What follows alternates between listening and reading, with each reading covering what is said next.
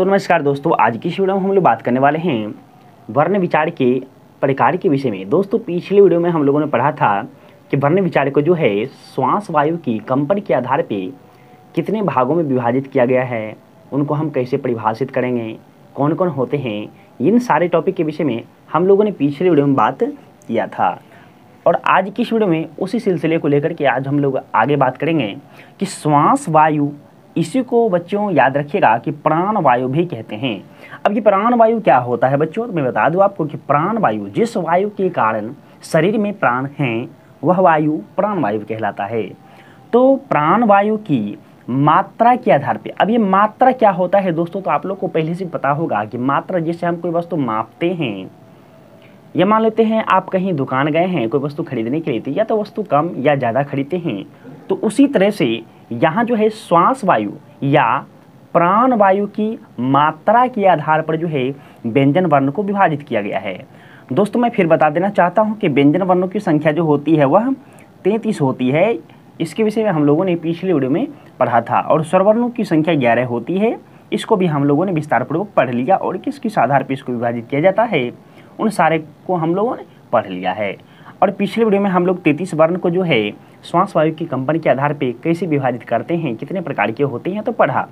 और आज की इस वीडियो में हम लोग जो है इन 33 वर्ण को अर्थात व्यंजन वर्ण को श्वास वायु की मात्रा के आधार पे देखेंगे कि कितने प्रकार के होते हैं। तो मैं बता दूं बच्चों कि ये जो 33 वर्ण है, इन 33 वर्णों को 2 खंडों में विभाजित किया गया है श्वास वायु की मात्रा के आधार पर। और पहला होता है हमारा अल्प प्राण और दूसरा होता है महाप्राण। दोस्तों इसमें एक शब्द आपको दिखाई दे रहा होगा कि अल्प प्राण। ये प्राण क्या है बच्चों, तो प्राण एक प्रकार का वायु है जिसको हम लोग प्राण वायु कहते हैं।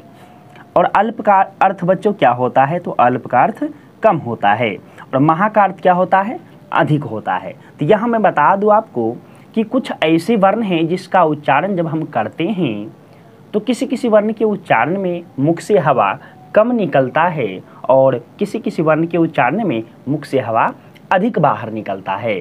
तो उस आधार पर, उस मात्रा के आधार पर व्यंजन वर्ण को 2 खंडों में विभाजित किया गया है। यानी इन 33 वर्णों को 2 खंड में बांटा गया है। पहला होता है अल्प प्राण, दूसरा महाप्राण। अब हम लोग इसके विषय में पढ़ेंगे कि अल्प प्राण क्या है और इसके अंतर्गत कौन कौन से वर्ण आते हैं, इसके विषय में अब हम लोग बात करने वाले हैं। दोस्तों यदि आप हमारे चैनल पे नए हैं तो हमारे चैनल को सब्सक्राइब जरूर कर लें, क्योंकि मैं बिहार बोर्ड से रिलेटेड नए नए वीडियो का जानकारी लाते रहता हूँ। तो चलिए आगे बात करते हैं। दोस्तों हम लोग बात करने वाले हैं कि अल्प प्राण। अब ये अल्प प्राण होता क्या है, तो इसको हम लोग कैसे परिभाषित करेंगे, तो इसको आप लोग ध्यान से समझिएगा। जिस प्रकार बच्चों हम लोग स्वरवर्ण और व्यंजन वर्ण को परिभाषित किए थे, उसी तरह से आज हम लोग अल्प प्राण को परिभाषित करेंगे। तो कैसे परिभाषित कर सकते हैं, तो आप इस तरह से बता सकते हैं कि जिस व्यंजन वर्ण के उच्चारण में प्राण वायु, मैंने आपको बताया था कि प्राण वायु एक प्रकार का हवा है, उसी तरह से प्राण वायु इसी को बोलते हैं श्वास वायु, कम यानी अल्प का अर्थ क्या होता है बच्चों, कम होता है, मात्रा में बाहर निकलती है, उसे अल्प प्राण व्यंजन वर्ण कहते हैं। अर्थात जिस व्यंजन वर्ण के उच्चारण में प्राण वायु कम मात्रा में मुख से बाहर निकलती है, उसे हम लोग अल्प प्राण व्यंजन वर्ण कहते हैं। अब इतना तो हमें समझ में आ गया है कि कम हवा मुख से बाहर निकलेगा तो उसे हम लोग अल्प प्राण कहेंगे। लेकिन बच्चों कन्फ्यूजन इसमें यह होता है कि अब अल्प प्राण के अंतर्गत कौन कौन से वर्ण आते हैं, यानी कौन कौन से वर्ण को हम लोग अल्प प्राण व्यंजन वर्ण कहेंगे। तो चलिए अब हम लोग बात करते हैं कि कौन कौन से वर्ण को हम लोग अल्प प्राण व्यंजन वर्ण कहेंगे। तो दोस्तों इसके अंतर्गत जो है कौन कौन से वर्ण आते हैं उसको आप ध्यान से समझने का प्रयास करिएगा। आप इस तरह से कह सकते हैं कि प्रत्येक वर्ग। अब ये वर्ग क्या होता है दोस्तों, तो समझने का प्रयास करिए। जैसे हम लोगों ने पिछले वीडियो में भी बात किया था, जैसे कि मान लीजिए बच्चों ये जो है कवर्ग, कवर्ग कहने से क का पूरा वर्ण आता है, चवर्ग कहने से चौ का पूरा वर्ण, टवर्ग कहने से टौ का पूरा, तवर्ग कहने से तौ का पूरा, और पवर्ग कहने से पौ का पूरा वर्ण आता है। तो ये 5 वर्ग होते हैं। और यहाँ बच्चों अ से लेकर के औ तक हम लोगों ने बात किया था स्वरवर्ण है, अन अह को अयोगवाह व्यंजन वर्ण कहते हैं। और क से लेकर के ये जो हमारा ह तक का वर्ण है यह व्यंजन वर्ण कहलाता है और इसकी संख्या 33 होती है। और ये जो 4 वर्ण आप देख रहे हैं ये संयुक्त व्यंजन वर्ण है। तो आज हम लोग जो है इसी के विषय में पढ़ने वाले हैं, अर्थात व्यंजन वर्ण के विषय में। मैं आप लोगों को ये बता रहा था कि वर्ग क्या होते हैं। जैसे 5 वर्ग हैं, क वर्ग कहेंगे तो क का पूरा वर्ण होगा।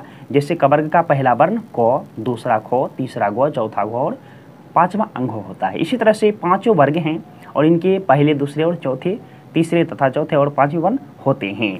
तो अब इसको हम लोग समझने का प्रयास करते हैं कि प्रत्येक वर्ग, वर्ग आप लोग समझ गए होंगे, क वर्ग, च वर्ग, ट वर्ग, त वर्ग या प वर्ग, 5 वर्ग होते हैं।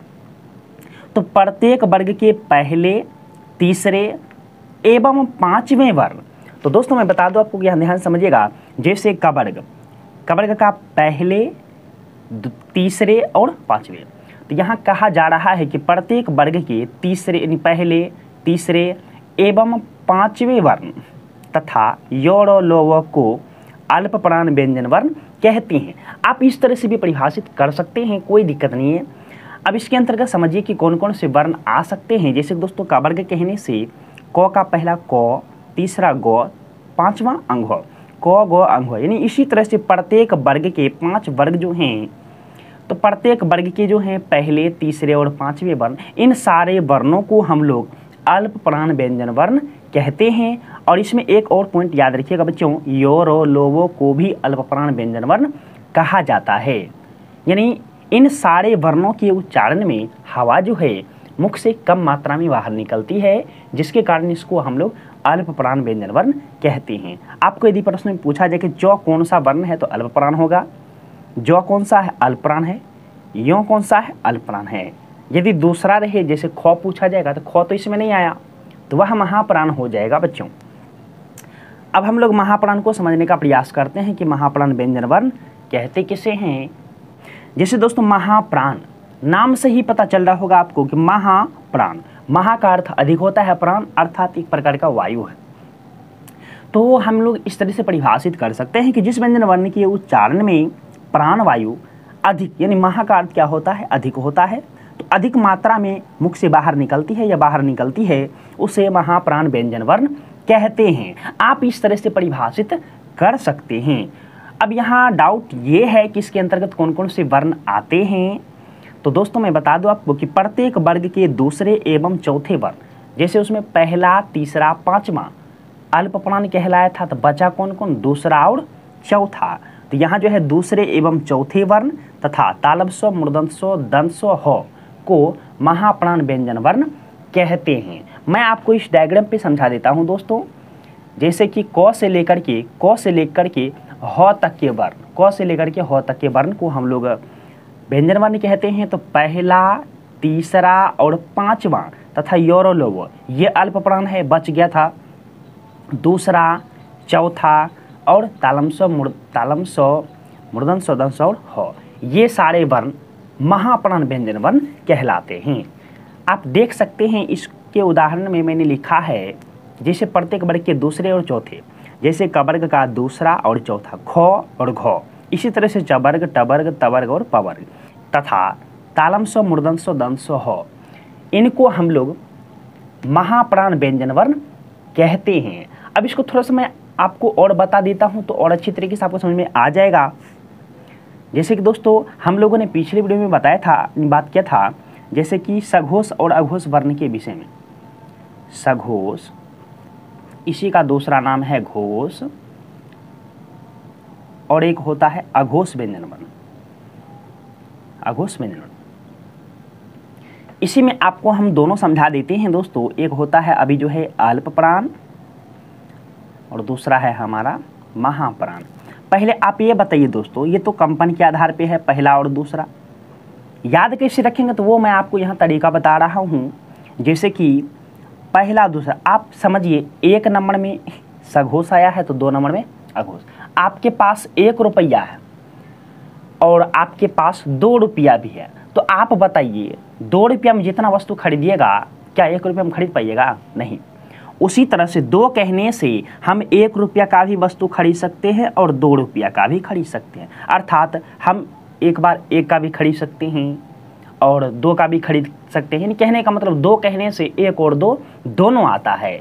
तो आप इस तरह से कह सकते हैं कि पहला और दूसरा वर्ण ये अघोष व्यंजन वर्ण कहलाते हैं, और जो बच गया तीसरा, चौथा, पांचवा ये वर्ण सघोष व्यंजन वर्ण कहलाते हैं, तथा यो, रो, लो, वो ये भी सघोष व्यंजन वर्ण होते हैं, और तालम स्व, मूर्धन्य स्व, दंत स्व और ह ये अघोष व्यंजन वर्ण होते हैं। अब बताइए 2 नंबर में आया था तो पहला दूसरा आया।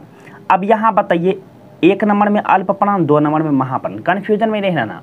जैसे कि दोस्तों आप ही बताइए, अल्प प्राण पहले हमारे पास, या हमको बचपन में जब हम लोग पढ़ते थे हमारे पास कम जानकारी था, लेकिन अब क्या है उससे ज़्यादा है, तो अर्थात कह सकते हैं कि कम से ज़्यादा। तो पहले कम होगा उसके बाद ज़्यादा होगा, इस तरह से भी आप लोग याद कर सकते हैं और रख सकते हैं कि पहले अल्प प्राण ही होगा तब महाप्राण होगा। अब बताइए दोस्तों यहाँ 2 नंबर में क्या है, महाप्राण। अब इसी का हमें 2 गुना कर देना है। याद रखने का तरीका ऐसा कुछ है नहीं दोस्तों। तो 12 दूनी कितना होता है, 24 होता है, यानी प्रत्येक वर्ग के दूसरे एवं चौथे वर्ण को महाप्राण कहते हैं। अब बच कौन कौन गया है, पहला, तीसरा, पांचवा और योरोलोगो, ये जो हैं बच्चों अल्प प्राण होंगे, और दूसरा, चौथा, यानी 12 दूना 24 याद रखिएगा। तो आपको इस तरह से याद रखने हैं तो सब दिन आपको याद रह जाएगा।